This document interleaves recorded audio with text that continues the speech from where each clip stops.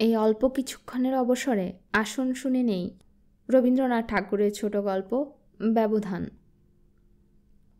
সম্পর্ক মিলাইয়া দেখিতে গেলে বনমালী এবং হিমাংশুমালী উভয়ই মামাতো পিস্তুত ভাই।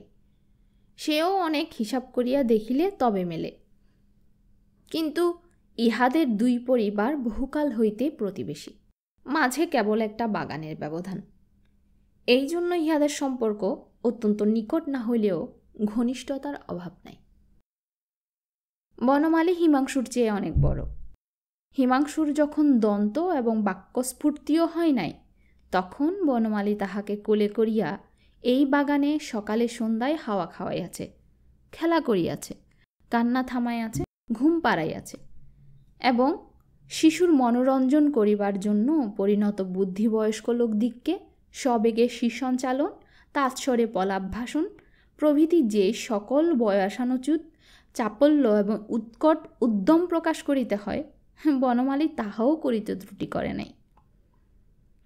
বনমালীর লেখাপড়া বড় কিছু একটা করে নাই, তাহার বাগানের শখ ছিল এবং এই দুঃসম্পর্কের ছোট ভাইটিও ছিল।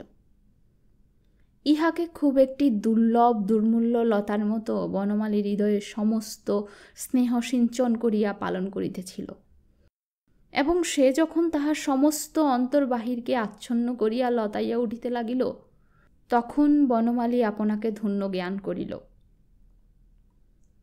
এমন সচরাচর দেখা যায় না, কিন্তু এক একটি স্বভাব আছে যে একটি ছোটোখাটো খেয়াল কিংবা একটি ছোট শিশু কিংবা একটি অকৃতজ্ঞ বন্ধুর নিকটে অতি সহজে আপনাকে সম্পূর্ণ বিসর্জন করে এই বিপুল পৃথিবীতে একটিমাত্র ছোট স্নেহের কারবারে জীবনের সমস্ত মূলধন সমর্পণ করিয়া নিশ্চিন্তে থাকে। তারপরে হয়তো সামান্য উপস্বস্তে পরম সন্তোষে জীবন কাটাইয়া দেয়, কিংবা সহসা একদিন প্রভাতে সমস্ত ঘর বাড়ি বিক্রয় করিয়া কাঙাল হইয়া পথে গিয়া দাঁড়ায়।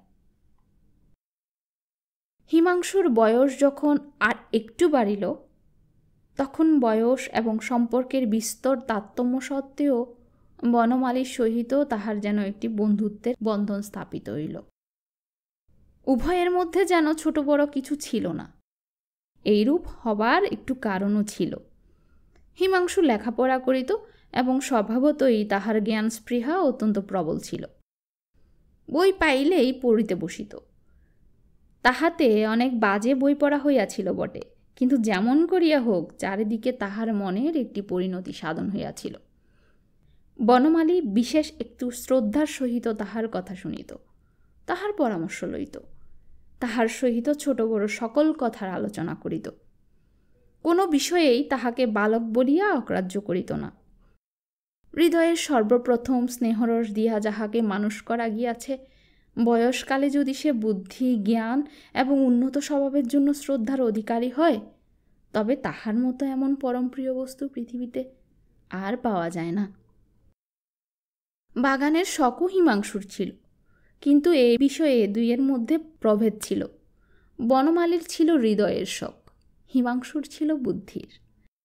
পৃথিবীতে এই কোমল গাছপালাগুলি, এই অচেতন জীবনরাশি, যাহারা যত্নের কোনো লালসা রাখে না, অথচ যত্ন পাইলে ঘরের ছেলেগুলোর মতো বাড়িয়া উঠে, যাহারা মানুষের শিশুর চেয়েও শিশু, তাহাদিগকে সযত্নে মানুষ করিয়া তুলিবার জন্য বনমালীর একটা স্বাভাবিক প্রবৃত্তি ছিল।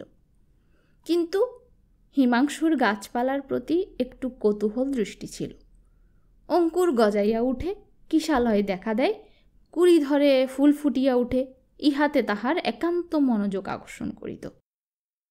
গাছের বীজ বপন, কলম করা, সার দেয়া, চানকা তৈয়ারি প্রভৃতি সম্বন্ধে হিমাংশুর মাথায় বিবিধ পরামর্শের উদয় হইত এবং বনমালী অত্যন্ত আনন্দের সহিত তাহা গ্রহণ করিত।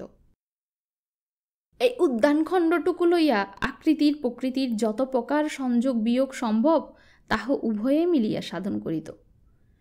দ্বারের সম্মুখে বাগানের উপরেই একটি বাঁধানো বেদির মতো ছিল। 4টে বাজলেই একটি পাতলা জামা পরিয়া, একটি কোঁচানো চাদর কাঁধে ফেলিয়া, গুড়গুড়ি দিয়া বনমালী সেখানে ছায়ায় গিয়া বসিত। কোনো বন্ধুবান্ধব নাই, হাতে একখানা বই কিংবা খবরের কাগজ নাই। বসিয়া বসিয়া তামাক টানিত এবং আর চক্ষে উদাসীনভাবে কখনো বা দক্ষিণে কখনো বা বামে দৃষ্টিপাত করিত। এমনই করিয়া তাহার গুড়গুড়ির বাষ্পকুণ্ডলীর মতো ধীরে ধীরে অত্যন্ত লঘুভাবে উড়িয়া যাইত, ভাঙিয়া যাইত, মিলাইয়া যাইত, কোথাও কোনো চিহ্ন রাখিত না। অবশেষে যখন হিমাংশু স্কুল হইতে ফিরিয়া জল খাইয়া হাত মুখ ধুইয়া দেখা দিত, তখন তাড়াতাড়ি গুড়গুড়ির নল ফেলিয়া বনমালী উঠিয়া পড়িত। তখনই তাহার আগ্রহ দেখিয়া বোঝা যাইত এতক্ষণ ধৈর্য সহকারে সে কাহার প্রত্যাশায় বসিয়াছিল। তাহার পরে দুইজনে বাগানে বেড়াইতে বেড়াইতে কথা কইত। অন্ধকার হইয়া আসিলে দুইজনে বেঞ্চের উপর বসিত। দক্ষিণের বাতাস গাছের পাতা মর্মরিত করিয়া বহিয়া যাইত। কোনোদিন বা বাতাস বহিত না, গাছপালাগুলির ছবির মতো স্থির হইয়া দাঁড়াইয়া রহিত। মাথার উপরে আকাশ ভরিয়া তারাগুলি জ্বলিতে থাকিত। হিমাংশু কথা কহিত, বনমালী চুপ করিয়া শুনিত।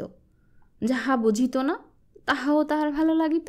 যে সকল কথা আর কাহারও নিকট হইতে অত্যন্ত বিরক্তিজনক লাগিতে পারিত, সে কথা এই হিমাংশুর মুখে বড় কৌতুকের মনে হইত। এমন শ্রদ্ধাবান বয়স্ক শ্রোতা পাইয়া হিমাংশুর বক্তৃতা শক্তি, স্মৃতিশক্তি, কল্পনা শক্তি সবিশেষ পরিতৃপ্তি লাভ হইত। সে কতকবা পড়িয়া বলিত, কতকবা ভাবিয়া বলিত, কতকবা উপস্থিত মতো তাহার মাথায় যোগাইত, এবং অনেক সময় কল্পনার সহায়তায় জ্ঞানের অভাব ঢাকা দিয়া লইত। অনেক ঠিক কথা বলিত, অনেক বেঠিক কথাও বলিত, কিন্তু বনমালী গম্ভীরভাবে শুনিত। মাঝে মাঝে দুটো একটা কথা বলিত, হিমাংশু তাহার প্রতিবাদ করিয়া যাহা বুঝাইত সে তাহাই বুঝিত, এবং তাহার পরদিন ছায়ায় বসিয়া গুড়গুড়ি টানিতে টানিতে সেই সকল কথা অনেকক্ষণ ধরিয়া বিস্ময়ের সহিত চিন্তা করিত। ইতিমধ্যে এক গোল বাঁধিল। বনমালীর বাগান এবং হিমাংশুদের বাড়ির মাঝখানে জল যাইবার একটা নালা আছে। সেই নালার এক জায়গায় একটি পাতিনেবুর গাছ জন্মিয়াছে।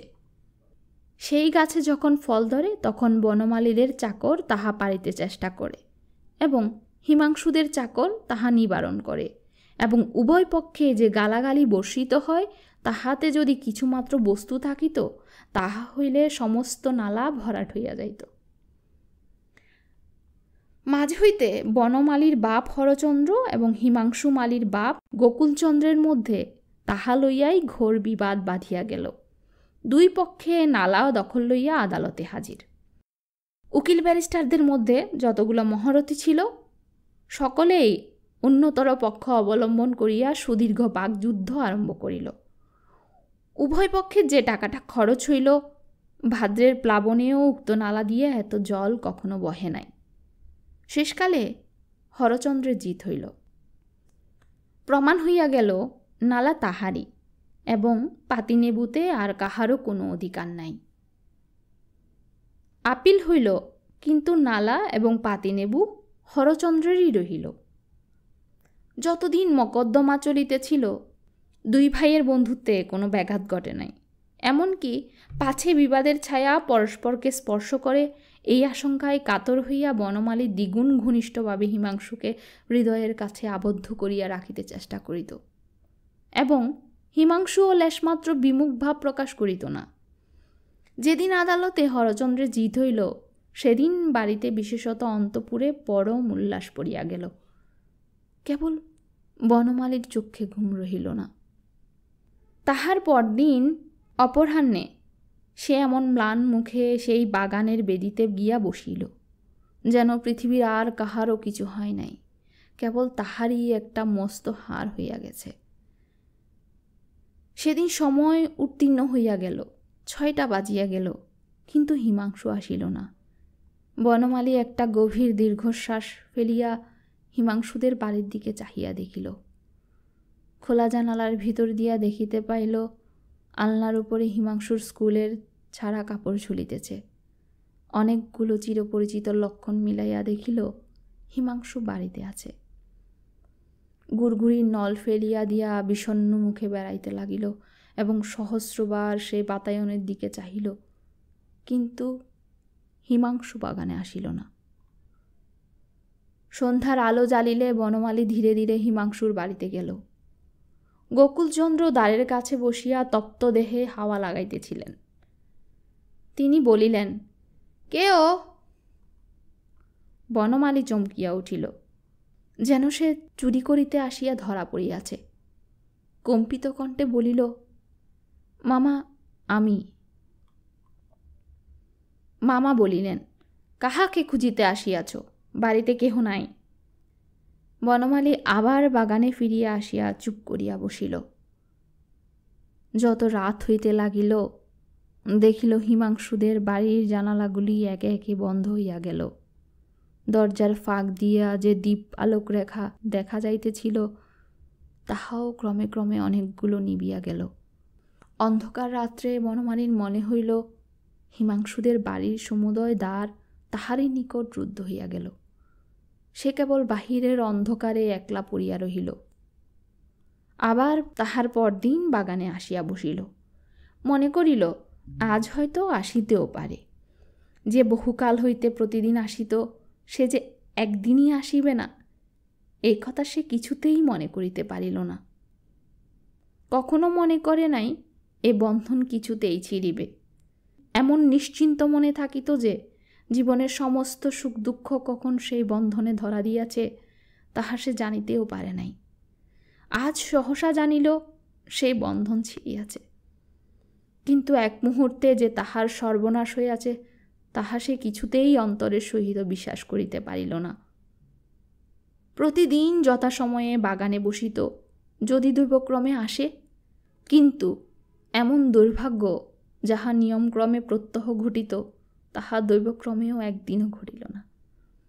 রবিবার দিনে ভাবিল, পূর্বনিয়ম মতো আজও হিমাংশু সকালে আমাদের এখানে খাইতে আসিবে। ঠিক যে বিশ্বাস করিল তাহা নয়, কিন্তু তবু আশা ছাড়িতে পারিল না। সকাল আসিল, সে আসিল না। তখন বনমালী বলিল, তবে আহার করিয়া আসিবে? না, আহার করিয়া আসিল না। বনমালী ভাবিল, আজ বোধহয় আহার করিয়া ঘুমাইতেছে, ঘুম ভাঙিলেই আসিবে। ঘুম কখন ভাঙিল জানি না, কিন্তু আসিল না। আবার সেই সন্ধ্যা হল, রাত্রি আসিল।